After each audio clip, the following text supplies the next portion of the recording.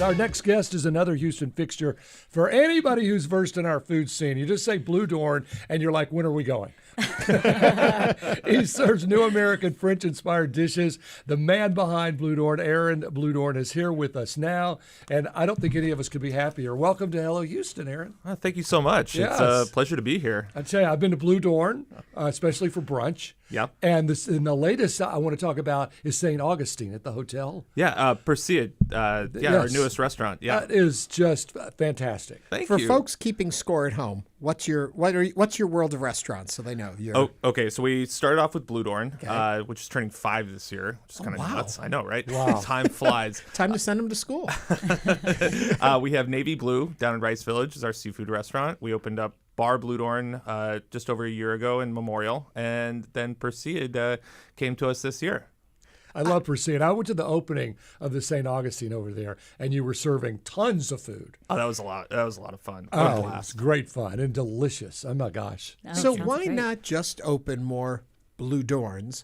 Why the different names, the different ideas behind them are, as the artist behind it all, is it expressing different periods of your work? Well, maybe that's a little bit of it. I think we wanted to start off with Bludorn. That was our enter into the Houston market, the Houston dining scene, and everything just kind of evolved from there. Navy Blue, we wanted to do a seafood restaurant. We were sort of working on the name and concepting a little bit, and that we found out that wasn't trademarked for a seafood restaurant, so why not? Jump on that. That works really well.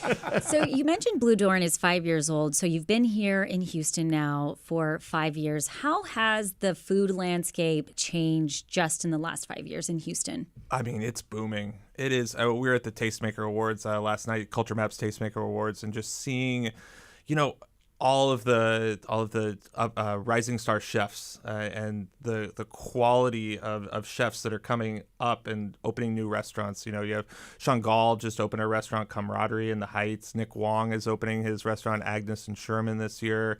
And there's so much excitement because it keeps coming. Both chefs from Basso just swept the awards pretty much. And these are all restaurants I'm either very excited for or love dining in, and it's so exciting to see Houston moving along like that. It's like a rising tide lifts all boats. 100%. Yeah. 100%. Well, that's what I was going to ask. I mean, they're all, as you talk about all these incredible new restaurants and chefs, I mean, that also is essentially competition. How in such a tough market and area where people know food and like their food here in Houston, how do you manage that? I think competition's great. Yeah. It's great for all of us. It helps us share ideas, foster new talent. It helps just getting diners excited. More creating more foodies is good for all of us. And going to these restaurants and having these experiences do just that. I know James Beard loves you. Oh. So what do you think about the Michelin stars finally coming to Houston? I think it's great. At first, I was a little skeptical. I was skeptical publicly about it. But after seeing what it's done to our city and how it's highlighted some amazing restaurants and some chefs doing some really incredible stuff, I think we've just seen more and more over time, and we're going to see them continue to explore Texas as a whole, but then also Houston and just what an amazing food scene we actually have. So, What do you think it is about you yourself as a person that approaches food in a way that allows you to be able to create menus and restaurants that speak to the community out there? There are so many startups, so many people try this. Mm-hmm. You have been phenomenally successful.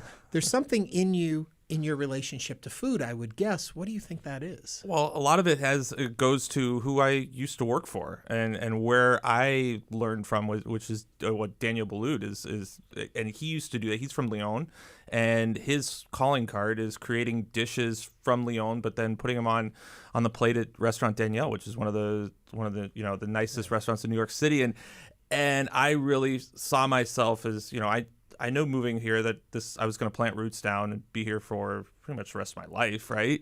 We hope. Yeah, no, so do I. And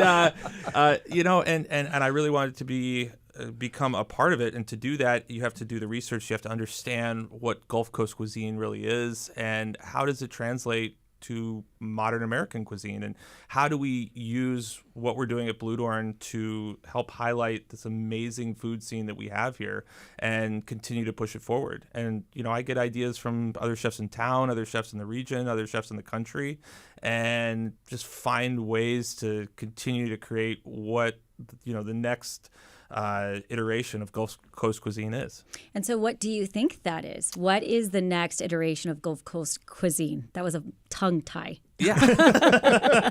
Well, look, I think it's highlighting the great diversity that we have in this city. And, Chris Shepard did it a lot at Underbelly. That was truly what Underbelly was about, was exploring the underbelly of the Houston dining scene.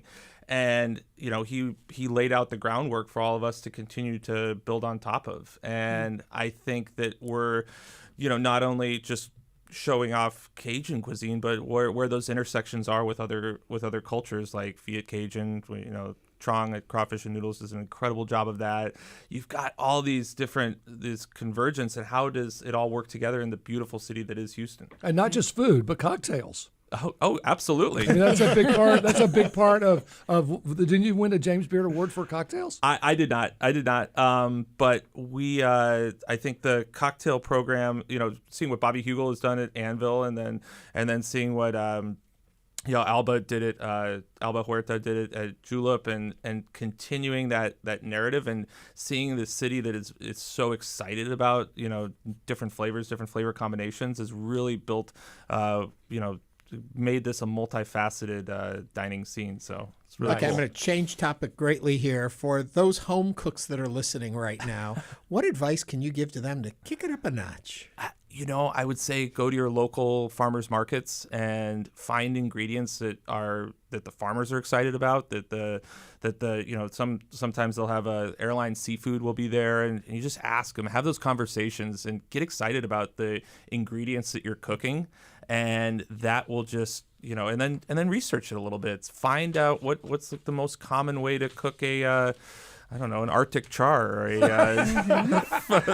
so don't Gulf do it flounder. Don't do that the way I've always been doing it. Look for a new, fresh approach. Well, the more someone gets excited about an ingredient, the more you can play off that. Quick, what's your go-to? You just want to go get something to eat real quick.